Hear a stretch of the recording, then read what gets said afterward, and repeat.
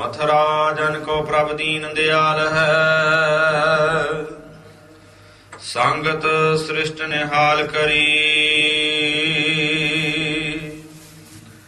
रामदास गुरु जग तारण को। गुर जोत अर्जन माहे धरी, धरण गगन नव खंड मह। जोत सब रूपी रहयो पर,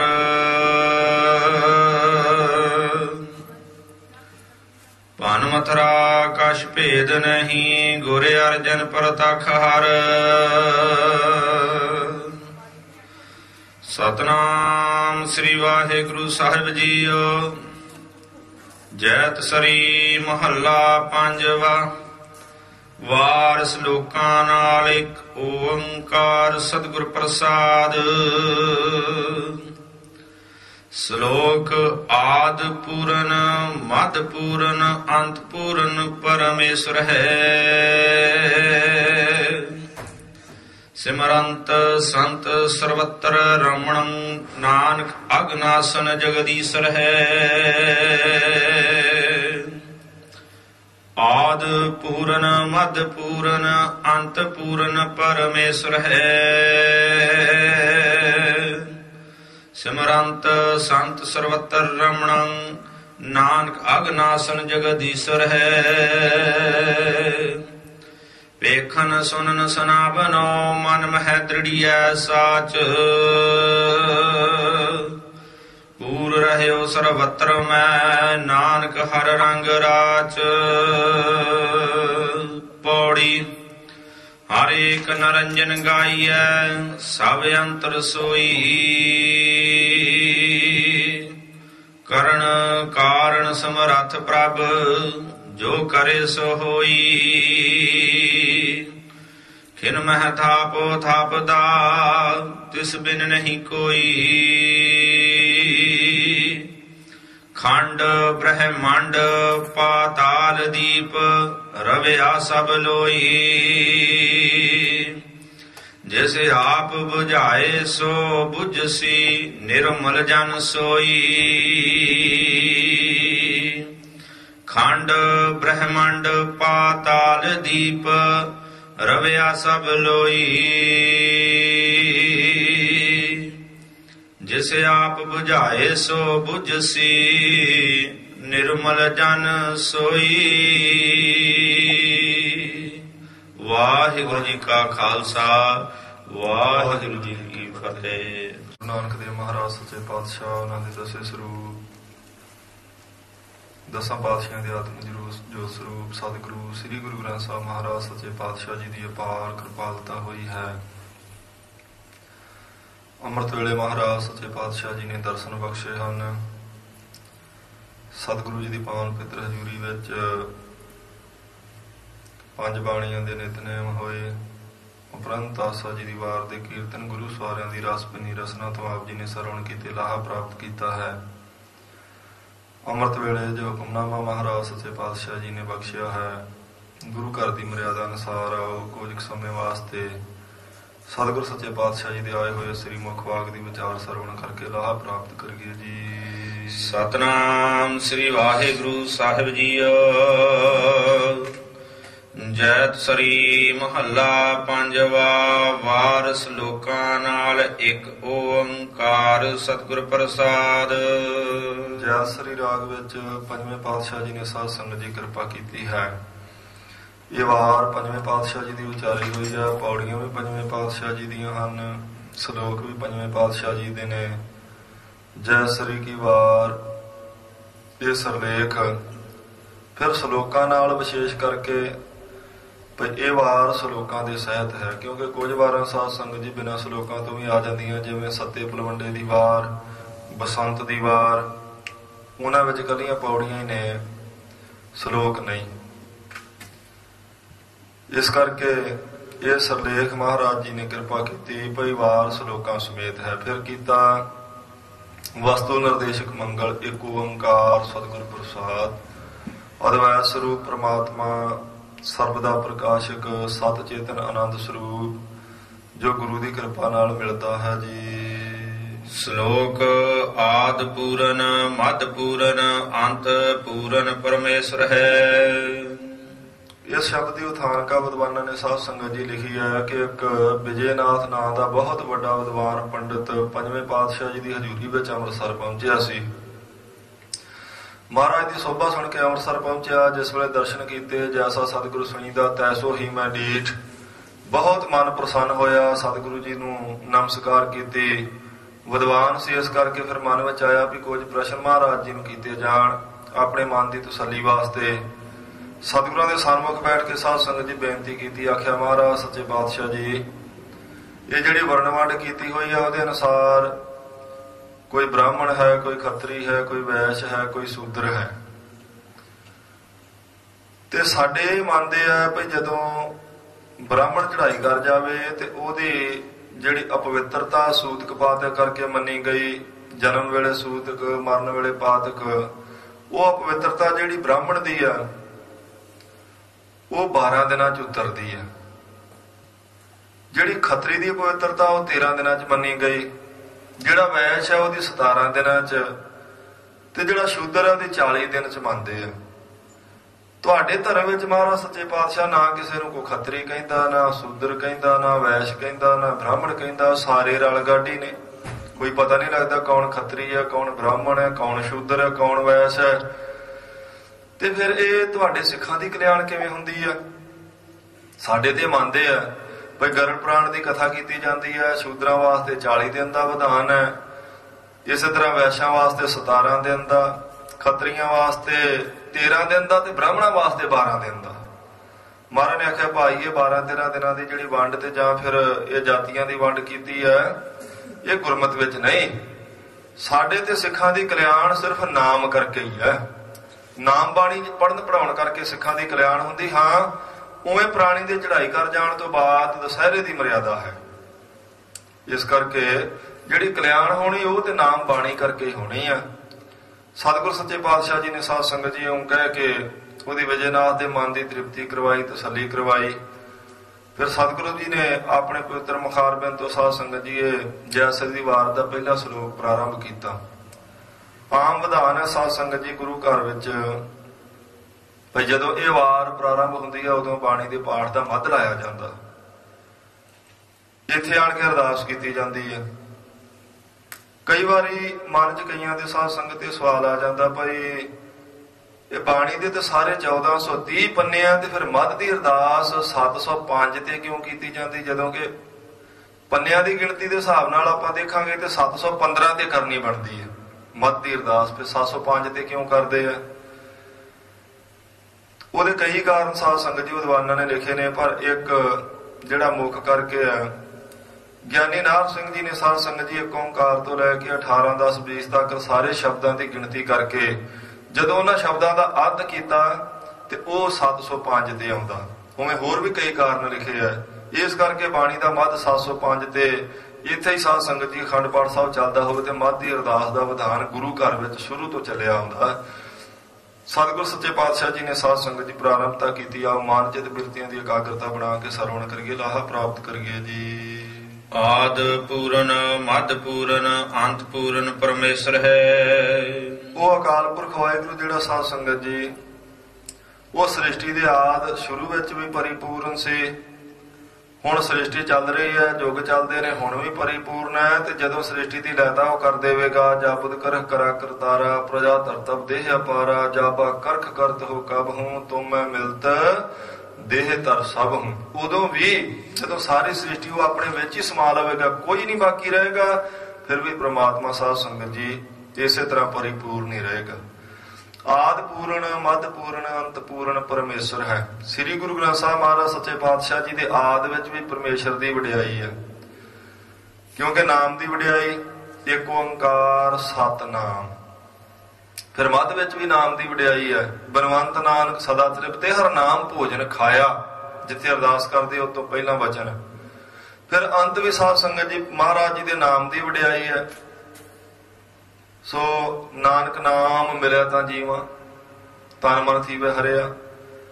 ਗੁਰੂ ਗ੍ਰੰਥ ਸਾਹਿਬ ਮਹਾਰਾਜ ਸੱਚੇ ਪਾਤਸ਼ਾਹ ਜੀ ਦੇ ਆਦਿ ਵਿੱਚ ਵੀ ਪਰਮੇਸ਼ਰ ਦੀ ਵਡਿਆਈ, ਮੱਧ ਵਿੱਚ ਵੀ ਪਰਮੇਸ਼ਰ ਦੀ ਵਡਿਆਈ, ਅੰਤ ਵਿੱਚ ਵੀ ਪਰਮੇਸ਼ਰ ਦੀ ਵਡਿਆਈ, ਭਾਵ ਆਦਿ ਤੋਂ ਲੈ ਕੇ ਅੰਤ ਤੱਕ ਉਸ ਅਕਾਲ ਪੁਰਖ ਵਾਹਿਗੁਰੂ ਦੀ ਵਡਿਆਈ ਹੀ ਗੁਰੂ ਗ੍ਰੰਥ ਸਾਹਿਬ ਮਹਾਰਾਜ ਸੱਚੇ ਪਾਤਸ਼ਾਹ ਜੀ ਵਿੱਚ ਹੈ।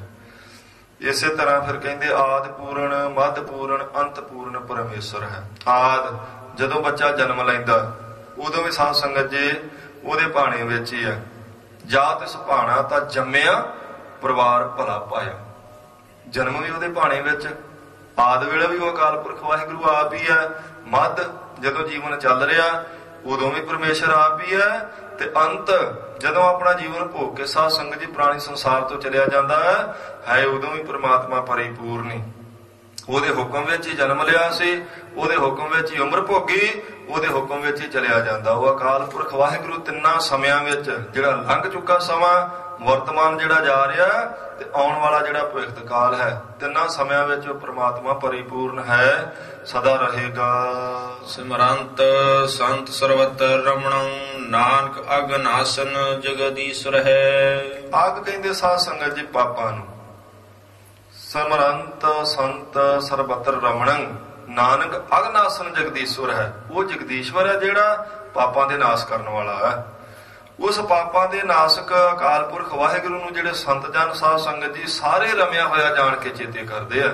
ਸਿਮਰੰਤ ਸੰਤ ਸਰਬਤਰ ਰਮਣੰ, ਸਿਮਰਨ ਉਸੇ ਪ੍ਰਮਾਤਮਾ ਦਾ ਹੀ ਸੰਤ ਕਰਦੇ ਆ ਜਿਸ ਦਾ ਨਾਮ ਲੈਣ ਤੋਂ ਸਾਰੇ ਪਾਪ ਉਤਰ ਜਾਂਦੇ, ਜਿਹੜਾ ਪਾਪਾਂ ਦਾ ਨਾਸ਼ਕ ਹੈ ਤੇ ਜਿਹੜਾ ਸਾਰੇ ਰਮਿਆ ਹੋਇਆ। ਜਲ ਥਲ ਮਹੀਲ ਪੂਰਿਆ ਸੁਆਮੀ ਸਿਰਜਣਹਾਰ, ਸਭ ਥਾਵਾਂ ਤੇ ਪਰਿਪੂਰਨ ਪ੍ਰਮਾਤਮਾ ਨੂੰ ਵਸਿਆ ਹੋਇਆ ਜਾਣ ਕੇ ਸੰਤ ਉਸ ਦਾ ਸਿਮਰਨ ਕਰਦੇ ਹਨ। ਵੇਖਣ ਸੁਣਨ ਸੁਨਾਵਨੋ, ਮਨ ਮਹਿ ਦ੍ਰਿੜੀਐ ਸਾਚ। ਫਿਰ ਕਹਿੰਦੇ ਨੇ ਉਸੇ ਦੇ ਹੀ ਜਸ ਨੂੰ ਸਾਧ ਸੰਗਤ ਜੀ ਉਹ ਸੁਣਦੇ ਆ, ਉਸੇ ਦੇ ਦਰਸ਼ਨ ਕਰਦੇ ਆ ਤੇ ਮਨ ਵਿੱਚ ਦ੍ਰਿੜ ਵੀ ਉਸੇ ਨੂੰ ਹੀ ਕਰਦੇ ਆ। ਜਿਹੜੇ ਗੁਰਮੁਖ ਪਿਆਰੇ ਨੇ ਸਾਧ ਸੰਗਤ ਜੀ ਉਹ ਗੁਰੂ ਗ੍ਰੰਥ ਸਾਹਿਬ ਮਹਾਰਾਜ ਸੱਚੇ ਪਾਤਸ਼ਾਹ ਜੀ ਦੇ ਦਰਸ਼ਨ ਕਰਦੇ ਆ, ਗੁਰੂ ਕੀ ਬਾਣੀ ਸੁਣਦੇ ਰਹਿੰਦੇ ਆ ਤੇ ਇਸੇ ਤਰ੍ਹਾਂ ਮਹਾਰਾਜ ਦੀ ਬਾਣੀ ਨੂੰ ਦ੍ਰਿੜਤਾ ਨਾਲ ਆਪਣੇ ਹਿਰਦੇ 'ਚ ਧਾਰਨ ਕਰਕੇ ਰੱਖਦੇ ਆ। ਕਿਉਂਕਿ ਗੁਰੂ ਗ੍ਰੰਥ ਸਾਹਿਬ ਮਹਾਰਾਜ ਸੱਚੇ ਪਾਤਸ਼ਾਹ ਜੀ ਦੇ ਆਦਿ ਤੋਂ ਅੰਤ ਤੱਕ ਪਰਮੇਸ਼ਰ ਦੀ ਸਾਰੀ ਵਡਿਆਈ ਹੈ। ਉਸ ਪਰਮੇਸ਼ਰ ਨੂੰ ਹੀ ਗੁਰਮੁਖ ਪਿਆਰੇ ਸਾਧ ਸੰਗਤ ਜੀ ਆਪਣੇ ਨੇਤਰਾਂ ਨਾਲ ਦੇਖਦੇ ਗੁਰੂ ਗ੍ਰੰਥ ਸਾਹਿਬ ਜੀ ਦੇ ਰੂਪ ਵਿੱਚ, ਉਸੇ ਦੇ ਹੀ ਬਚਨ ਸੁਣਦੇ ਆ ਗੁਰੂ ਗ੍ਰੰਥ ਸਾਹਿਬ ਜੀ ਦੀ ਬਾਣੀ ਦੇ ਰੂਪ ਵਿੱਚ, ਉਸੇ ਨੂੰ ਹੀ ਮਹਾਰਾਜ ਜੀ ਦੇ ਬਚਨਾਂ ਦੇ ਰੂਪ ਵਿੱਚ ਸਾਧ ਸੰਗਤ ਜੀ ਜਾਣ ਕੇ ਧੁਰ ਕੀ ਬਾਣੀ ਆਈ ਤਨ ਸਗਲੀ ਚਿੰਤ ਮਟਾਈ। ਅਕਾਲ ਪੁਰਖ ਵਾਹਿਗੁਰੂ ਦੇ ਬਚਨ ਜਾਣ ਕੇ ਹੀ ਗੁਰੂ ਗ੍ਰੰਥ ਸਾਹਿਬ ਮਹਾਰਾਜ ਜੀ ਦੇ ਬਚਨਾਂ ਨੂੰ ਆਪਣੇ ਹਿਰਦੇ ਵਿੱਚ ਧਾਰਨ ਕਰਦੇ ਹਨ। ਪੂਰ ਰਹਿਓ ਸਰਵਤਰ ਮੈਂ, ਨਾਨਕ ਹਰ ਰੰਗ ਰਾਚ। ਉਹ ਜਿਹੜਾ ਸਾਧ ਸੰਗਤ ਜੀ ਸਾਰਿਆਂ ਵਿੱਚ ਪਰਿਪੂਰਨ ਹੈ, ਉਹਦੇ ਨਾਲ ਪ੍ਰੇਮ ਕਰਦੇ ਫਿਰ ਸੰਤ ਜਨ। ਨਾਨਕ ਹਰ ਰੰਗ ਰਾਜ, ਆਪਣੇ ਮਨ ਨੂੰ ਉਹਦੇ ਵਿੱਚ ਤਦਾਕਾਰ ਕਰਕੇ, ਆਪਣੇ ਮਨ ਨੂੰ ਪਰਮੇਸ਼ਰ ਨਾਲ ਇੱਕ ਸੁਰ ਕਰਕੇ, ਮਨ ਦੀ ਇਕਾਗਰਤਾ ਬਣਾ ਕੇ ਸੰਤ ਜਨ ਜਿਹੜੇ ਨੇ, ਗੁਰਮੁਖ ਜਿਹੜੇ ਨੇ, ਅਕਾਲ ਪੁਰਖ ਵਾਹਿਗੁਰੂ ਦੇ ਨਾਲ ਪ੍ਰੇਮ ਕਰਦੇ ਹਨ। ਪੌੜੀ ਹਰ ਏਕ ਨਰੰਜਨ ਗਾਈਐ, ਸਭ ਅੰਤਰ ਸੋਈ। ਧੰਨ ਗੁਰੂ ਅਰਜਨ ਦੇਵ ਮਹਾਰਾਜ ਸੱਚੇ ਪਾਤਸ਼ਾਹ ਜੀ ਕਿਰਪਾ ਕਰਦੇ ਆ। ਉਹ ਕਹਿੰਦੇ ਭਾਈ ਉਸ ਇੱਕ ਅਕਾਲ ਪੁਰਖ ਵਾਹਿਗੁਰੂ ਦੇ ਗੀਤ ਗਾਉਣੇ ਚਾਹੀਦੇ ਆ ਜਿਹੜਾ ਸਾਰਿਆਂ ਦੇ ਅੰਦਰ ਆਦਿ ਪੂਰਨ, ਮੱਧ ਪੂਰਨ, ਅੰਤ ਪੂਰਨ ਪਰਮੇਸ਼ਰ ਹੈ। ਸਭ ਥਾਵਾਂ ਤੇ ਸ੍ਰਿਸ਼ਟੀ ਦੇ ਸ਼ੁਰੂ ਚ, ਚੱਲ ਰਹੀ ਚ, ਅੰਤ ਤੱਕ ਜਿਹੜਾ ਪ੍ਰਮਾਤਮਾ ਵਸਿਆ ਹੋਇਆ ਸਾਰਿਆਂ ਦੇ ਅੰਦਰ ਹੈ। ਇਸ ਕਰਕੇ ਵਡਿਆਈ ਉਸ ਪ੍ਰਮਾਤਮਾ ਦੀ ਕਰਨੀ ਚਾਹੀਦੀ ਹੈ। ਹਜੂਰ ਦੇ ਬਚਨੋਂ ਕਹਿੰਦੇ ਨੇ ਆਦ ਮੱਧ ਅੰਤ ਪ੍ਰਭ ਸੋਈ, ਨਾਨਕ ਤਿਸ ਬਿਨਿ ਹੋਰ ਨਾ ਕੋਈ। ਉਹਦੇ ਤੋਂ ਬਿਨਾਂ ਹੈ ਹੀ ਕੋਈ ਨਹੀਂ। ਸਭ ਥਾਵਾਂ ਤੇ ਤਿੰਨਾਂ ਸਮਿਆਂ ਵਿੱਚ ਉਹ ਪ੍ਰਮਾਤਮਾ ਆਪ ਹੀ ਵਸਿਆ ਹੋਇਆ। ਆਦ ਅੰਤ ਮੱਧ ਪ੍ਰਭ ਸੋਈ, ਆਪੇ ਕਰਤਾ ਕਰੇ ਸੋ ਹੋਈ। ਹੋਰ ਬਚਨ ਨੇ ਮਹਾਰਾਜ ਜੀ ਦੇ। ਉਹ ਕਹਿੰਦੇ ਨੇ ਭਾਈ ਉਹ ਜੋ ਕਰਦਾ ਅਕਾਲ ਪੁਰਖ ਵਾਹਿਗੁਰੂ ਆਪ ਹੀ ਕਰਦਾ। ਆਦ ਵਿੱਚ, ਮੱਧ ਵਿੱਚ, ਅੰਤ ਵਿੱਚ, ਸਭ ਥਾਵਾਂ ਤੇ ਉਹ ਆਪ ਹੀ ਪ੍ਰਮਾਤਮਾ ਵਸਿਆ ਤੇ ਫਿਰ ਸਭ ਜੀਵਾਂ ਦੇ ਅੰਦਰ ਵਸਿਆ। ਹਰੇਕ ਦੇ ਅੰਦਰ ਉਸ ਅਕਾਲ ਪੁਰਖ ਵਾਹਿਗੁਰੂ ਦੀ ਸਾਧ ਸੰਗਤ ਦੀ ਕਲਾ, ਉਹਦੀ ਕਲਾ ਕਰਕੇ ਆਪਾਂ ਦੇਖਦੇ ਆਂ, ਉਹਦੀ ਸ਼ਕਤੀ ਕਰਕੇ ਸੁਣਦੇ ਆਂ, ਉਹਦੀ ਸ਼ਕਤੀ ਕਰਕੇ ਬੋਲਦੇ ਆਂ। ਜਿੰਨੀ ਦੇਰ ਉਹ ਅੰਦਰ ਸਾਧ ਸੰਗਤ ਜੀ ਕੰਮ ਕਰਦੀ ਨਾ ਪ੍ਰਮਾਤਮਾ ਦੀ ਦਿੱਤੀ ਕਲਾ, ਉਨੀ ਦੇਰ ਹੀ ਆਪਾਂ ਦੇਖ ਸੁਣ ਸਕਦੇ ਆਂ, ਉਦੋਂ ਬਾਅਦ ਨਹੀਂ।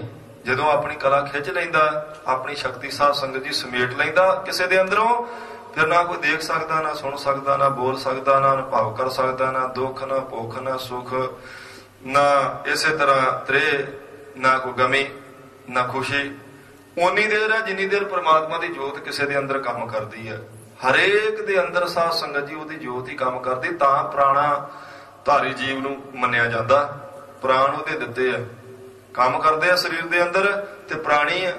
ਪ੍ਰਾਣ ਨਿਕਲ ਕੇ ਉਹਨੇ ਆਪਣੀ ਜੋਤ ਖਿੱਚ ਲਈ ਤੇ ਫਿਰ ਪ੍ਰਾਣੀ ਨਹੀਂ, ਫਿਰ ਮਿੱਟੀ ਦੀ ਢੇਰੀ। ਪ੍ਰਾਣੀ ਉਨੀ ਦੇਰ ਆ ਜਿੰਨੀ ਦੇਰ ਪ੍ਰਾਣ ਚੱਲਦੇ ਆ। ਪ੍ਰਾਣ ਪ੍ਰਮਾਤਮਾ ਦੇ ਦਿੱਤੇ ਆ, ਇਸ ਕਰਕੇ ਉਹ ਪ੍ਰਾਣਾ ਰੂਪ ਹੋ ਕੇ ਸਾਰਿਆਂ ਦੇ ਅੰਦਰ ਵਸਦਾ, ਆਤਮਾ ਰੂਪ ਹੋ ਕੇ ਸਾਰਿਆਂ ਦੇ ਅੰਦਰ ਵਸਦਾ। ਮਹਾਰਾਜ ਕਹਿੰਦੇ ਜਿਹੜਾ ਸਾਰਿਆਂ ਦੇ ਅੰਦਰ ਵਸਦਾ, ਗੁਰਮੁਖੋ ਫਿਰ ਗੀਤ ਵੀ ਉਸੇ ਦੇ ਗਾਉਣੇ ਚਾਹੀਦੇ ਹਨ। ਕਰਨ ਕਾਰਨ ਸਮਰੱਥ ਪ੍ਰਭ ਜੋ ਕਰੇ ਸੋ ਹੋਈ। ਉਹ ਸਾਰੇ ਕਾਰਜਾਂ ਨੂੰ ਸਾਧ ਸੰਗਤ ਜੀ ਕਰਨ ਵਾਸਤੇ ਸਮਰੱਥ ਹੈ। ਭਾਵ ਕਰਤਾ ਹੀ ਸਭ ਕੁਝ ਉਹ ਹੈ, ਜੋ ਕਰੇ ਸੋ ਹੋਈ। ਜੋ ਪ੍ਰਮਾਤਮਾ ਕਰਦਾ ਹੁੰਦਾ ਹੀ ਉਹ ਹੈ, ਉਹਦੇ ਤੋਂ ਬਿਨਾਂ ਸਾਧ ਸੰਗਤ ਜੀ ਕੁਝ ਹੋ ਹੀ ਨਹੀਂ ਸਕਦਾ, ਨਾ ਕੁਝ ਹੁੰਦਾ। ਹਜ਼ੂਰ ਦੇ ਬਚਨੋਂ ਕਹਿੰਦੇ ਪੰਜ ਤਤ ਕਰ ਤੁਮ ਸ੍ਰੇਸ਼ਟ ਸਭ ਸਾਜੇ, ਕੋਈ ਸੇਵਾ ਕਰਿਓ ਜੇ ਕੁਛ ਕੀਤਾ ਹੋਵੇ। ਪੰਜਾਂ ਤੱਤਾਂ ਦੀ ਸਾਧ ਸੰਗਤ ਜੀ ਸ੍ਰਿਸ਼ਟੀ ਸਾਜੀ ਨਾ ਪ੍ਰਮਾਤਮਾ ਨੇ, ਤੇ ਪੰਜ ਤੱਤ ਪ੍ਰਮਾਤਮਾ ਦੇ ਬਣਾਏ। ਨਾਵੇਂ ਪਾਤਸ਼ਾਹ ਦੇ ਬਚਨ ਪੰਜ ਤੱਤ ਕੋ ਤਨ ਰਚਿਓ ਜਾਨੋ ਚਤੁਰ ਸਜਾਨ। ਗੁਰੂ ਤੇਗ ਬਹਾਦਰ ਮਹਾਰਾਜ ਜੀ ਕਹਿੰਦੇ ਆ, ਗੁਰਮੁਖੋ ਪੰਜਾਂ ਤੱਤਾਂ ਦਾ ਹੀ ਇਹ ਰਚਿਆ ਨਾ ਸਰੀਰ ਸਾਰਾ, ਸਾਰੇ ਸਮਝ ਲਓ। ਪੰਜਾਂ ਤੱਤਾਂ ਦੀ ਸ੍ਰਿਸ਼ਟੀ ਸਾਜੀ ਹੈ, ਤੇ ਉਹ ਪੰਜ ਤੱਤ ਬਣਾਏ ਕਿਹਨੇ ਆ? ਪ੍ਰਮਾਤਮਾ ਨੇ। ਉਹ ਚਾਰ ਬਣਾਉਂਦਾ ਤੇ ਤਾਂ ਵੀ ਸ੍ਰਿਸ਼ਟੀ ਚੱਲੀ ਜਾਣੀ ਸੀ, ਉਹ 6 ਕਰ ਦਿੰਦਾ ਤਾਂ ਵੀ ਕੋਈ ਫਰਕ ਨਹੀਂ ਸੀ ਪੈਣਾ, 7 ਕਰ ਦਿੰਦਾ ਤਾਂ ਵੀ ਕੋਈ ਗੱਲ ਨਹੀਂ ਸੀ, ਪਰ ਉਹਨੇ 5 ਕੀਤੇ ਆ ਤੇ ਪੰਜਾਂ ਦੀ ਚੱਲ ਰਹੀ ਆ। ਪੰਜ ਤਤ ਕਰ ਕਾਇਆ ਕੀਨੀ ਤਤ ਕਹਾਂ ਤੇ ਕੀਨ ਰੇ। ਮਹਾਰਾਜ ਦੇ ਬਚਨੋਂ ਕਹਿੰਦੇ ਪੰਜਾਂ ਤੱਤਾਂ ਦੀ ਕੀਤੀ ਨਾ ਇਹ ਕਾਇਆ। ਤਤ ਕਿੱਥੋਂ ਆਏ? ਕਿਹਨੇ ਬਣਾਏ ਤਤ? ਤਤ ਉਸ ਪ੍ਰਮਾਤਮਾ ਨੇ ਬਣਾਏ। ਜੇ ਕਿਸੇ ਵਿੱਚ ਕੋਈ ਸ਼ਕਤੀ, ਕੋਈ ਹੰਕਾਰੀ ਇਹ ਬਚਨ ਕਰੇ ਬਈ ਸਾਰਾ ਕੁਝ ਪ੍ਰਮਾਤਮਾ ਨੇ ਨਹੀਂ ਕੀਤਾ, ਮੈਂ ਵੀ ਕੁਝ ਕਰ ਸਕਦਾ, ਤੇ ਕਹਿੰਦੇ ਤਾਂ ਮੰਨਦੇ ਆ ਭਈ ਇਹ ਪੰਜਾਂ ਤੱਤਾਂ ਦੀ ਸ੍ਰਿਸ਼ਟੀ ਉਹਨੇ ਬਣਾਈ ਨਾ। ਪੰਜੇ ਤੱਤ ਪ੍ਰਮਾਤਮਾ ਨੇ ਬਣਾਏ। ਜੇ ਤੂੰ ਕੁਝ ਕਰ ਸਕਦਾ ਤੇ ਇੱਕ ਤੱਤ ਬਣਾ ਕੇ ਵਿਖਾ, 6ਵਾਂ ਤੱਤ ਬਣਾ ਦੇ। ਕੋਈ ਸੇਵਾ ਕਰਿਓ ਜੇ ਕੁਛ ਕੀਤਾ ਹੋਵੇ। ਜੇ ਕਿਸੇ ਦਾ ਕੀਤਾ ਕੁਝ ਹੋ ਸਕਦਾ ਹੈ ਤੇ 6ਵਾਂ ਤੱਤ ਕਰਕੇ ਵਿਖਾ ਲੈ, ਪਰ ਨਹੀਂ ਬਣਾ ਸਕਦਾ। ਪਰਮੇਸ਼ਰ ਨੇ 5 ਹੀ ਬਣਾਏ ਸਾਧ ਸੰਗਤ ਜੀ। ਪੰਜ ਤੱਤ ਕਰ ਕਾਇਆ ਕੀਨੀ, 5 ਤੱਤ ਕੋ ਤਨ ਰਚਿਓ, ਪੰਜ ਧਾਤ ਕਾ ਪੁਤਲਾ ਕੀਆ। ਬੇਅੰਤ ਪ੍ਰਮਾਣ ਮਹਾਰਾਜ ਜੀ ਦੇ ਪੰਜਾਂ ਤੱਤਾਂ ਦਾ ਬਣਾਇਆ, 5 ਤੱਤ ਪ੍ਰਮਾਤਮਾ ਨੇ ਬਣਾਏ। ਕੋਈ ਆਪਣੇ ਕੋਲੋਂ ਕੁਝ ਨਹੀਂ ਬਣਾ ਸਕਦਾ, ਸਭ ਉਸ ਪ੍ਰਮਾਤਮਾ ਦਾ ਹੀ ਕੀਤਾ ਹੁੰਦਾ। ਉਹਦੀ ਮਰਜ਼ੀ ਤੋਂ ਬਿਨਾਂ ਕੁਝ ਵੀ ਨਹੀਂ ਹੋ ਸਕਦਾ। ਕਈ ਵਾਰੀ ਬੰਦਾ ਸਾਧ ਸੰਗਤ ਜੀ ਰੋਸ ਵਿੱਚ ਆਇਆ, ਗੁੱਸੇ 'ਚ, ਕ੍ਰੋਧ ਵਿੱਚ ਜਾਂ ਹੰਕਾਰ ਵਿੱਚ ਰੱਬ ਨਾਲ ਮੱਥਾ ਲਾ ਲੈਂਦਾ ਬਈ ਪ੍ਰਮਾਤਮਾ ਕੀ ਕਰੇਗਾ। ਕਈ ਵਾਰੀ ਇਹ ਭੁਲੇਖਾ ਪੈ ਜਾਂਦਾ ਉਹਦੇ ਤੋਂ ਬਿਨਾਂ ਵੀ ਕੁਝ ਹੋ ਸਕਦਾ। ਤੇ ਕਈ ਵਾਰੀ ਉਵੇਂ ਗੁੱਸੇ 'ਚ ਬੰਦਾ ਕਹਿੰਦਾ ਬਈ ਇਹਦੋਂ ਪਰੇ ਉਹ ਕੀ ਕਰ ਲੇਗਾ, ਉਹਨੇ ਜੋ ਕਰਨਾ ਅਸੀਂ ਕਰ ਦਿੱਤਾ। ਉਹ ਪਰੇ ਤੋਂ ਪਰੇ ਸਾਧ ਸੰਗਤ ਜੀ ਕੀ ਕਰ ਸਕਦਾ? ਕੋਈ ਉਹਦੀ ਗਤੀ ਨੂੰ ਜਾਣ ਨਹੀਂ ਸਕਦਾ। ਇੱਕ ਸਾਖੀ ਸੁਣਾਈ ਮਹਾਂਪੁਰਸ਼ਾਂ ਨੇ, ਸਾਖੀ ਸਮਝਣ ਵਾਸਤੇ ਹੁੰਦੀ ਹੈ, ਗੁਰਮਤਿ ਦੀ ਗੱਲ ਛੇਤੀ ਸਮਝ ਵਿੱਚ ਆ ਜਾਏ, ਦ੍ਰਿੜ ਕਰਨ ਵਾਸਤੇ। ਕਹਿੰਦੇ ਨੇ ਸਾਧ ਸੰਗਤ ਜੀ, ਕਿਤੇ 2 ਜੋੜੇ ਬਾਲਕ ਪੈਦਾ ਹੋਏ ਤੇ ਉਹਨਾਂ ਦੇ ਸਰੀਰ ਆਪੋ ਵਿੱਚ ਦੇ ਜੁੜੇ ਸਨ। ਅਜੇ ਵੀ ਕਿਤੇ ਕਿਤੇ ਏਦਾਂ ਹੋ ਜਾਂਦਾ, ਤੁਸੀਂ ਪੜ੍ਹਦੇ ਜੇ ਪੇਪਰਾਂ 'ਚ ਵੀ ਸਰੀਰ ਬੱਚਿਆਂ ਦੇ ਜੁੜੇ ਹੁੰਦੇ, ਆਪਰੇਸ਼ਨ ਕਰਕੇ ਅਲੱਗ ਕਰਨੇ ਪੈਂਦੇ ਆ। ਉਦੋਂ ਆਪਰੇਸ਼ਨ ਦੀ ਵਿਵਸਥਾ ਨਹੀਂ ਸੀ। ਉਹਨਾਂ ਦੋਵਾਂ ਬੱਚਿਆਂ ਦੇ ਸਰੀਰ ਜੁੜੇ, ਆਪੋ ਚ ਉਹਦੀ ਪਿੱਠਾਂ ਜੁੜੀਆਂ ਸਨ। ਹੌਲੀ ਹੌਲੀ ਵੱਡੇ ਹੋਏ। ਇੱਕ ਦਾ ਸੁਭਾਅ ਗੁਰਮੁਖਾਂ ਵਾਲਾ ਸੀ, ਇੱਕ ਦਾ ਸੁਭਾਅ ਮਨਮੁਖਾਂ ਵਾਲਾ ਸੀ। ਸਾਖਤ ਬੰਦਾ ਜਿਹੜਾ ਗੁਰਮੁਖ ਹੈ, ਹੁਣ ਉਹਨਾਂ ਦਾ ਦੋਵਾਂ ਦੇ ਪਿੱਠਾਂ ਜੁੜੀਆਂ, ਜਿੱਧਰ ਜਾਣਾ ਦੋਵਾਂ ਨੇ ਇਕੱਠਿਆਂ ਨਹੀਂ ਜਾਣਾ।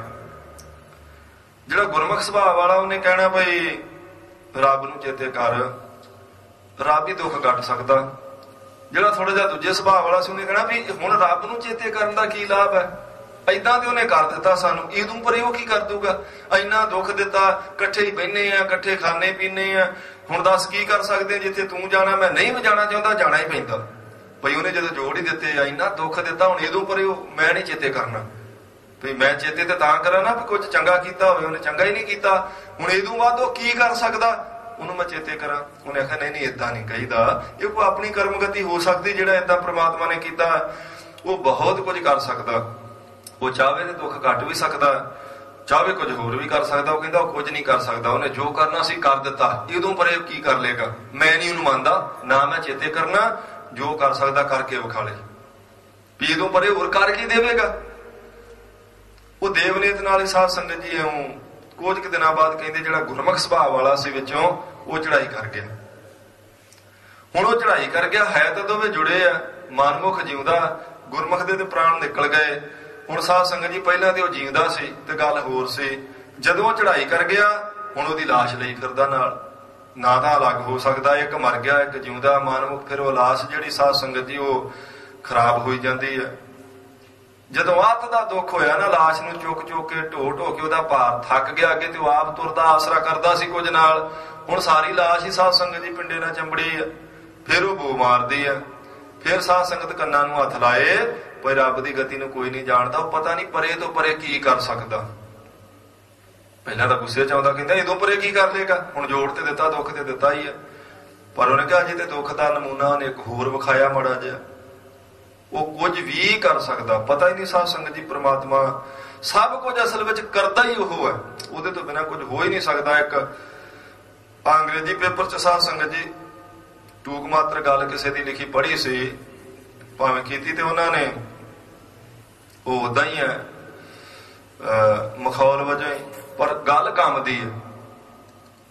ਇੰਗਲਿਸ਼ ਪੇਪਰ ਵਿੱਚ ਸਾਧ ਸੰਗਤ ਜੀ ਆਈ ਸੀ ਲਿਖਿਆ ਹੋਇਆ, ਕੋਈ ਸਾਇੰਸਦਾਨਾਂ ਨੇ, ਸਾਇੰਟਿਸਟਾਂ ਨੇ ਇੱਕ ਵਾਰੀ ਪ੍ਰਮਾਤਮਾ ਨੂੰ ਚੈਲੰਜ ਕੀਤਾ ਵੀ ਹੁਣ ਸਾਰਾ ਕੁਝ ਅਸੀਂ ਕਰ ਸਕਦੇ ਹਾਂ, ਤੂੰ ਚੱਲ, ਤੇਰੀ ਕੋਈ ਲੋੜ ਨਹੀਂ। ਉਹਨੇ ਆਖਿਆ ਅੱਛਾ ਭਾਈ ਸਾਰਾ ਕੁਝ ਹੀ ਤੁਸੀਂ ਕੀ ਕਰ ਲਓਗੇ?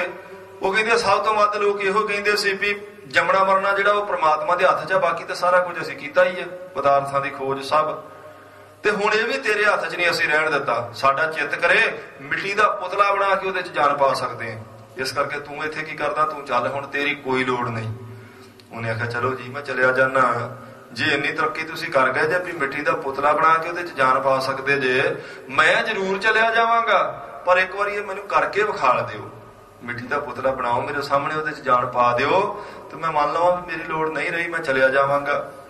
ਉਹ ਕਹਿੰਦੇ ਸਾਇੰਟਿਸਟ ਅੱਗੇ ਹੋਇਆ, ਉਹਨੇ ਮਿੱਟੀ ਇਕੱਠੀ ਕੀਤੀ ਤੇ ਲੱਗਾ ਪੁਤਲਾ ਬਣਾਉਣ, ਤੇ ਪ੍ਰਮਾਤਮਾ ਨੇ ਆਖਿਆ ਨਹੀਂ ਇੱਕ ਮਿੰਟ ਰੁਕ ਜਾ ਭਾਈ, ਤੂੰ ਕਹਿੰਦਾ ਸਾਰਾ ਕੁਝ ਹੀ ਅਸੀਂ ਕਰ ਸਕਦੇ ਹਾਂ, ਤੇਰੀ ਲੋੜ ਨਹੀਂ।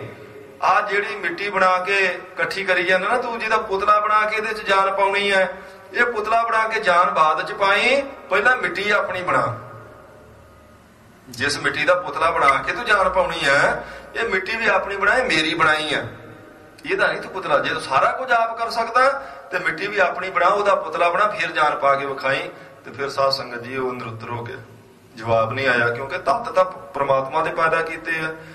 ਮਿੱਟੀ ਨੂੰ ਸਾਧ ਸੰਗਤ ਜੀ ਕੋਈ ਮੋਡੀਫਾਈ ਕਰਕੇ ਉਹਦਾ ਘੜਾ ਬਣਾ ਸਕਦਾ, ਉਹਦਾ ਮੱਗ ਬਣਾ ਸਕਦਾ, ਉਹਦੇ ਬਰਤਨ ਬਣਾ ਸਕਦਾ, ਉਹਦਾ ਪੁਤਲਾ ਬਣਾ ਸਕਦਾ, ਉਹਨੂੰ ਕੋਈ ਵੀ ਸ਼ੇਪ ਦੇ ਸਕਦਾ, ਪਰ ਮਿੱਟੀ ਕੋਈ ਨਹੀਂ ਬਣਾ ਸਕਦਾ।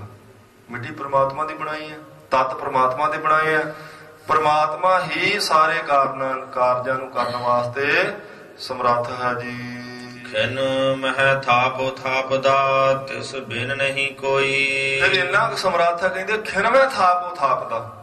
ਇੱਕ ਖਿਨ ਵਿੱਚ ਥਾਪ ਹੁੰਦਾ ਬਣਾ ਦੇਣਾ, ਉਹ ਥਾਪ ਹੁੰਦਾ ਢਾਹ ਦੇਣਾ। ਇੱਕ ਖਿਨ ਵਿੱਚ ਸਾਧ ਸੰਗਤ ਜੀ ਇਹੋ ਜਿਹੇ ਬ੍ਰਹਿਮੰਡ, ਇਹੋ ਜਿਹੀਆਂ ਸ੍ਰਿਸ਼ਟੀਆਂ ਉਹ ਬਣਾ ਸਕਦਾ, ਫਿਰ ਉਹਨਾਂ ਨੂੰ ਢਾਹ ਸਕਦਾ, ਉਹਨੂੰ ਕੋਈ ਬਹੁਤਾ ਸਮਾਂ ਨਹੀਂ ਲੱਗਣਾ। ਖਿਨ ਕਿੰਨਾ ਕੁ ਹੁੰਦਾ?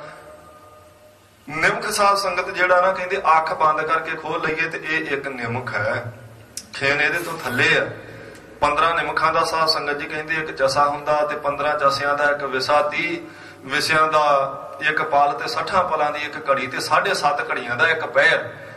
ਖਿਨ ਨਿਮਕ ਤੋਂ ਵੀ ਥੱਲੇ ਆ ਜਾਂਦਾ। ਅੱਖ ਬੰਦ ਕਰਕੇ ਖੋਲੀਏ ਤੇ ਇੱਕ ਨਿਮਕ ਹੈ, ਖਿਨ ਇਹ ਤੋਂ ਥੱਲੇ। ਇੱਕ ਖਿਨ ਵਿੱਚ ਪਰਮਾਤਮਾ ਇਹੋ ਜਿਹੇ ਬ੍ਰਹਿਮੰਡ ਬਣਾ ਕੇ ਨਾਸ ਕਰ ਸਕਦਾ। ਖਿਨ ਮੈਂ ਥਾਪੋ ਥਾਪਦਾ ਤਿਸ ਬਿਨ ਨਹੀਂ ਕੋਈ, ਭਾਈ ਉਹਦੇ ਤੋਂ ਬਿਨਾਂ ਵੀ ਕੋਈ ਬਣਾ ਕੇ ਨਾਸ ਕਰ ਸਕਦਾ? ਪੰਜਵੇਂ ਪਾਤਸ਼ਾਹ ਕਹਿੰਦੇ ਨਹੀਂ, ਉਹ ਆਪ ਬਣਾ ਸਕਦਾ, ਆਪ ਢਾਹ ਵੀ ਸਕਦਾ, ਉਹਦੇ ਤੋਂ ਬਿਨਾਂ ਇੰਨੀ ਸਮਰੱਥਾ ਹੋਰ ਕਿਸੇ ਵਿੱਚ ਨਹੀਂ ਹੈ। ਖੰਡ ਬ੍ਰਹਮੰਡ ਪਾਤਾਲ ਦੀਪ ਰਵਿਆ ਸਭ ਲੋਈ। ਸਾਰੇ ਖੰਡਾਂ ਵਿੱਚ, ਬ੍ਰਹਮੰਡਾਂ ਵਿੱਚ, ਪਤਾਲਾਂ ਵਿੱਚ, ਦੀਪਾਂ ਵਿੱਚ ਤੇ ਤਿੰਨਾਂ ਲੋਕਾਂ ਵਿੱਚ ਪ੍ਰਮਾਤਮਾ ਆਪ ਹੀ ਵਸਦਾ। ਖੰਡ ਬ੍ਰਹਮੰਡ ਪਾਤਾਲ ਦੀਪ ਰਵਿਆ ਸਭ ਲੋਈ। ਲੋਈ ਕਹਿੰਦੇ ਲੋਕਾਂ ਨੂੰ। ਖੰਡ ਬ੍ਰਹਮੰਡ ਪਾਤਾਲ ਦੀਪ। ਇਹ ਸਾਧ ਸੰਗਤ ਜੀ ਪਹਿਲੇ ਸਮਿਆਂ ਦੀ ਕੀਤੀ ਵੰਡ ਹੈ। ਧਰਤੀ ਦੇ 9 ਖੰਡ, 7 ਦੀਪ, 7 ਪਤਾਲ, ਇਸੇ ਤਰ੍ਹਾਂ 7 ਆਕਾਸ਼ ਤੇ 3 ਲੋਕ। ਕਿ ਪੁਰਾਤਨ ਗ੍ਰੰਥਾਂ ਦੀ ਕੀਤੀ ਹੋਈ ਵੰਡ ਹੈ। ਉਵੇਂ ਸਾਧ ਸੰਗਤ ਜੀ ਪ੍ਰਮਾਤਮਾ ਨੇ ਇਹੋ ਜਿਹੀਆਂ ਪਤਾ ਨਹੀਂ ਕਿੰਨੀਆਂ ਗਲੈਕਸੀਆਂ ਬਣਾਈਆਂ, ਕਿੰਨੇ ਬ੍ਰਹਿਮੰਡ ਬਣਾਏ, ਕਿੰਨੀਆਂ ਧਰਤੀਆਂ, ਕਿੰਨੇ ਖੰਡ ਹੈ, ਕੋਈ ਗਿਣਤੀ ਕਰ ਨਹੀਂ ਸਕਦਾ। ਹਜ਼ੂਰ ਕਹਿੰਦੇ ਨੇ ਹਰੇਕ ਖੰਡ ਵਿੱਚ ਜਿੰਨੇ ਵੀ ਉਹਨੇ ਬਣਾਏ, ਹਰੇਕ ਬ੍ਰਹਿਮੰਡ ਵਿੱਚ, ਹਰ ਪਤਾਲ ਵਿੱਚ, ਹਰ ਦੀਪ ਤੇ ਤਿੰਨਾਂ ਲੋਕਾਂ ਵਿੱਚ ਉਹ ਅਕਾਲ ਪੁਰਖ ਵਾਹਿਗੁਰੂ ਆਪ ਹੀ ਵਸਿਆ ਹੋਇਆ ਹੈ। ਜਿਸ ਆਪ ਬੁਝਾਏ ਸੋ ਬੁਝਸੀ ਨਿਰਮਲ ਜਨ ਸੋਈ। ਪਰ ਇਸ ਗੱਲ ਦੀ ਸੋਝੀ ਸਾਧ ਸੰਗਤ ਜੀ ਉਹਨਾਂ ਨੂੰ ਆਉਂਦੀ ਹੈ ਜਿਨ੍ਹਾਂ ਉੱਤੇ ਉਹ ਆਪ ਕਿਰਪਾ ਕਰੇ ਭਾਈ ਉਹਦੇ ਤੋਂ ਬਿਨਾਂ ਸਮਰੱਥ ਕੋਈ ਨਹੀਂ, ਉਹੀ ਸਾਰੇ ਕਾਰਜਾਂ ਦੇ ਕਰਨ ਵਾਲਾ ਹੈ। ਜਿਸ ਆਪ ਬੁਝਾਏ ਸੋ ਬੁਝਸੀ, ਇਹਦਾ ਮਤਲਬ ਹੈ ਭਾਈ ਜੇ ਕਿਸੇ ਦੀ ਬੁੱਧੀ ਤੇਜ਼ ਹੈ ਉਹ ਵੀ ਸਾਧ ਸੰਗਤ ਜੀ ਪਰਮੇਸ਼ਰ ਦੀ ਕਿਰਪਾ। ਜੇ ਕੋਈ ਵਿਦਵਾਨ ਹੈ, ਕੋਈ ਫਿਲਾਸਫਰ ਹੈ, ਕੋਈ ਵਿਦਾਂਤੀ ਹੈ, ਉਹ ਅਕਾਲ ਪੁਰਖ ਵਾਹਿਗੁਰੂ ਦੀ ਕਿਰਪਾ ਕਰਕੇ ਹੈ। ਕਿਉਂਕਿ ਜੇ ਕਿਸੇ ਨੂੰ ਕਿਸੇ ਗੱਲ ਦੀ ਸੋਝੀ ਆਈ ਹੈ ਤੇ ਉਹਦੀ ਕਿਰਪਾ ਨਾਲ ਆਈ ਹੈ।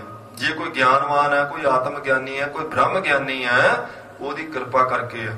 ਕਿਉਂਕਿ ਸੋਝੀ ਬਖਸ਼ ਦਿੱਤੀ ਹੈ, ਬ੍ਰਹਮ ਦੇ ਬਾਰੇ ਸੋਝੀ ਦੇ ਦਿੱਤੀ। ਬ੍ਰਹਮ ਦੇ ਗਿਆਨ ਨੂੰ ਹੀ ਬ੍ਰਹਮ ਗਿਆਨੀ ਕਹਿੰਦੇ ਨਾ। ਆਤਮਾ ਦਾ ਗਿਆਨ ਸਾਧ ਸੰਗਤ ਜੀ ਨੂੰ ਹਾਸਲ ਹੋ ਗਿਆ, ਉਹਨੂੰ ਆਤਮ ਗਿਆਨੀ ਆਖ ਦਿੱਤਾ। ਅਜੇ ਤੱਕ ਆਪਾਂ ਸਰੀਰ ਦੇ ਹੀ ਗਿਆਨੀ ਹਾਂ, ਆਤਮ ਗਿਆਨੀ ਨਹੀਂ। ਪਰ ਜਿਹਨੂੰ ਮਹਾਰਾਜ ਸਾਧ ਸੰਗਤ ਜੀ ਬਖਸ਼ਿਸ਼ ਕਰ ਦੇਣ ਆਪਣੇ ਦਰ ਤੋਂ ਜਿਸ ਦੀ ਝੋਲੀ ਵਿੱਚ, ਉਹ ਫਿਰ ਦੂਜੇ ਗਿਆਨ ਨੂੰ ਸਮਝ ਕੇ ਆਤਮ ਗਿਆਨੀ ਬਣ ਜਾਂਦਾ, ਬ੍ਰਹਮ ਗਿਆਨੀ ਬਣ ਜਾਂਦਾ। ਜਿਸ ਆਪ ਬੁਝਾਏ ਸੋ ਬੁਝਸੀ, ਆਪ ਜਿਸ ਉੱਤੇ ਕਿਰਪਾ ਕਰੇ ਉਹੀ ਸਾਧ ਸੰਗਤ ਜੀ ਇਸ ਗੱਲ ਨੂੰ ਜਾਣਦਾ। ਕਿਸ ਗੱਲ ਨੂੰ? ਆਦਿ ਪੂਰਨ, ਮੱਧ ਪੂਰਨ, ਅੰਤ ਪੂਰਨ ਪਰਮੇਸ਼ਰ ਹੈ। ਇਸ ਸਿਧਾਂਤ ਨੂੰ ਉਹ ਜਾਣ ਸਕੇਗਾ ਗੁਰਮੁਖ ਜਿਸ ਉੱਤੇ ਮਹਾਰਾਜ ਦੀ ਕਿਰਪਾ ਹੋਵੇ। ਜੇ ਸਾਪ ਬੁਝਾਏ ਸੋ ਬੁਝਸੀ ਨਿਰਮਲ ਜਨ ਸੋਏ, ਕਹਿੰਦੇ ਉਹ ਫਿਰ ਗੁਰਮੁਖ ਨਿਰਮਲ ਹੀ ਆ। ਜਿਹਨੇ ਪ੍ਰਮਾਤਮਾ ਦੇ ਸਾਧ ਸੰਗਤ ਜੀ ਗਿਆਨ ਨੂੰ ਜਾਣ ਲਿਆ, ਬ੍ਰਹਮ ਨੂੰ ਜਾਣ ਲਿਆ, ਉਹ ਬ੍ਰਹਮ ਗਿਆਨੀ ਬਣ ਗਿਆ, ਉਹ ਨਿਰਮਲ ਹੈ। ਪਰ ਉਸ ਗਿਆਨ ਨੂੰ ਜਾਣੇਗਾ ਉਹ ਜਿਸ ਉੱਤੇ ਸਾਧ ਸੰਗਤ ਜੀ ਉਹ ਕਿਰਪਾ ਕਰੇ, ਫਿਰ ਉਹ ਇਸ ਗੱਲ ਨੂੰ ਬੁੱਝੇ, ਇਸ ਗੱਲ ਦੀ ਸੋਝੀ ਆਵੇ ਭਾਈ ਤਿੰਨਾਂ ਸਮਿਆਂ 'ਚ, ਤਿੰਨਾਂ ਕਾਲਾਂ ਵਿੱਚ ਉਹ ਪ੍ਰਮਾਤਮਾ ਆਪ ਸੱਚ ਹੈ, ਫਿਰ ਪਰਿਪੂਰਨ ਹੈ, ਫਿਰ ਸਾਰੇ ਕਾਰਜਾਂ ਨੂੰ ਕਰਨ ਵਾਸਤੇ ਸਮਰੱਥ ਹੈ। ਉਹਦੇ ਤੋਂ ਬਿਨਾਂ ਦੂਜੀ ਸ਼ਕਤੀ ਕੋਈ ਨਹੀਂ ਜਿਹੜੀ ਕੁਝ ਕਰ ਸਕਦੀ ਹੋਵੇ। ਫਿਰ ਸਾਰਿਆਂ ਦੇ ਅੰਦਰ ਵਸਿਆ, ਅੰਦਰ ਵਸ ਕੇ ਵੀ ਨਿਰਲੇਪ ਹੈ, ਲਪਾਈਮਾਨ ਨਹੀਂ। ਜਿਵੇਂ ਆਪਾਂ ਲਪਾਈਮਾਨ ਹੈ, ਕਦੀ ਸਾਨੂੰ ਗੁੱਸਾ ਸਤਾਉਂਦਾ, ਕਦੀ ਸਾਧ ਸੰਗਤ ਜੀ ਮੋਹ ਆ ਜਾਂਦਾ, ਕਦੀ ਲੋਭ ਆ ਜਾਂਦਾ, ਕਦੀ ਹੰਕਾਰ ਆ ਜਾਂਦਾ। ਹਰ ਇੱਕ ਪਾਸੇ ਆਪਾਂ ਲਪਾਈਮਾਨ ਹੈ, ਦੁੱਖ ਕਰਕੇ, ਸੁੱਖ ਕਰਕੇ, ਭੁੱਖ ਕਰਕੇ, ਤ੍ਰੇਹ ਕਰਕੇ। ਕਦੀ ਪਿਆਸ ਸਤਾਉਂਦੀ, ਕਦੀ ਭੁੱਖ ਸਤਾਉਂਦੀ ਹੈ। ਪਰ ਪ੍ਰਮਾਤਮਾ ਲਪਾਈਮਾਨ ਨਹੀਂ, ਉਹਨੂੰ ਨਾ ਦੁੱਖ ਸਤਾਉਂਦਾ, ਨਾ ਸੁੱਖ ਸਾਧ ਸੰਗਤ ਜੀ ਹੰਕਾਰ ਵਿੱਚ ਆਉਣ ਦਿੰਦਾ, ਨਾ ਉਹਨੂੰ ਭੁੱਖ ਸਤਾਉਂਦੀ, ਨਾ ਤ੍ਰੇਹ ਸਤਾਉਂਦੀ। ਹੈ ਸਾਰਿਆਂ ਦੇ ਅੰਦਰ, ਬਾਹਰ ਵੀ, ਪਰ ਲਪਾਈਮਾਨ ਨਹੀਂ। ਸਾਰਿਆਂ ਦੇ ਅੰਦਰ ਵਸਦਾ ਹੋਣ ਕਰਕੇ ਵੀ ਉਹ ਲਪਾਈਮਾਨ ਨਹੀਂ। ਇਸ ਗੱਲ ਦੀ ਸੋਝੀ ਕਹਿੰਦੇ ਨੇ ਭਾਈ ਗੁਰਮੁਖੋ ਤਾਂ ਆਉਂਦੀ ਜੇ ਪ੍ਰਮਾਤਮਾ ਕਿਰਪਾ ਕਰੇ। ਜਿਸ ਆਪ ਬੁਝਾਏ ਸੋ ਬੁਝਸੀ, ਉਸੇ ਨੂੰ ਸਮਝ ਆਵੇਗੀ ਜਿਸ ਨੂੰ ਮਹਾਰਾਜ ਕਿਰਪਾ ਕਰਕੇ ਆਪ ਸਮਝਾਉਣਾ ਚਾਹਣ। ਗੁਰਾ ਇੱਕ ਦੇਹ ਬੁਝਾਈ, ਗੁਰੂ ਸਾਹਿਬ ਇੱਕ ਗੱਲ ਸਮਝਾ ਦਿਓ। ਬੁਝਾਈ ਦਾ ਅਰਥ ਬੁੱਝਣਾ। ਮਹਾਰਾਜ ਇੱਕ ਗੱਲ ਸਮਝਾਓ, ਇੱਕ ਗੱਲ ਅਸੀਂ ਬੁੱਝ ਲਈਏ। ਕਿਹੜੀ ਗੱਲ? ਸਭਨਾ ਜੀਆਂ ਕਾ ਇੱਕ ਦਾਤਾ ਸੋ ਮੈਂ ਵਿਸਰ ਨਾ ਜਾਈ। ਮਹਾਰਾਜ ਉਹ ਸਾਰੇ ਜੀਵਾਂ ਦਾ ਦਾਤਾ ਨਾ, ਜਿਹੜਾ ਇੱਕੋ ਹੀ, ਕੋ 2 4 10 20 ਦਾਤੇ ਨਹੀਂ, ਸਾਰੀ ਸ੍ਰਿਸ਼ਟੀ ਦਾ ਦਾਤਾ ਇੱਕੋ ਹੀ ਹੈ। ਸਭ ਜੀਵਾਂ ਨੂੰ ਸੂਖਮ ਤੇ ਸਥੂਲ, ਜੜ ਤੇ ਚੇਤਨ ਜਿੰਨੇ ਵੀ ਨੇ, ਸਾਰਿਆਂ ਨੂੰ ਦਾਤਾਂ ਦੇਣ ਵਾਲਾ ਉਹ ਆਪ ਹੀ ਹੈ। ਇਹ ਗੱਲ ਸਾਨੂੰ ਕਦੇ ਨਾ ਭੁੱਲੇ, ਇਹ ਸਮਝਾ ਦਿਓ ਮਹਾਰਾਜ ਜੀ। ਜਦੋਂ ਬੇਨਤੀ ਕਰੀਦੀ ਹੈ ਫਿਰ ਗੁਰੂ ਕਿਰਪਾ ਕਰਦਾ। ਫਿਰ ਮਹਾਰਾਜ ਜੀ ਸਾਧ ਸੰਗਤ ਜੀ ਚੰਗੀ ਸੋਝੀ ਬਖਸ਼ ਦੇਣ, ਉੱਤਮ ਮੱਤ ਬਖਸ਼ ਦੇਣ, ਸ੍ਰੇਸ਼ਟ ਬੁੱਧ ਬਖਸ਼ ਦੇਣ, ਤੇ ਕੋਈ ਗੁਰੂ ਦੀ ਗੱਲ ਨੂੰ ਸਮਝ ਲਵੇ। ਜਿਹਨੇ ਸਮਝ ਲਿਆ ਨਿਰਮਲ ਜਨ ਸੋਈ। ਹਜ਼ੂਰ ਕਹਿੰਦੇ ਗੁਰਮੁਖੋ ਉਹ ਨਿਰਮਲ ਹੈ, ਉਹਦੇ ਮਨ ਦੀ ਮੈਲ ਉਤਰ ਗਈ ਹੈ, ਸੰਸਕਾਰਾਂ ਦੀ ਮੈਲ ਉਤਰ ਗਈ, ਵਿਕਾਰਾਂ ਦੀ ਮੈਲ ਉਤਰ ਗਈ, ਪਾਪਾਂ ਦੀ ਮੈਲ ਉਤਰ ਗਈ, ਉਹ ਨਿਰਮਲ ਹੈ।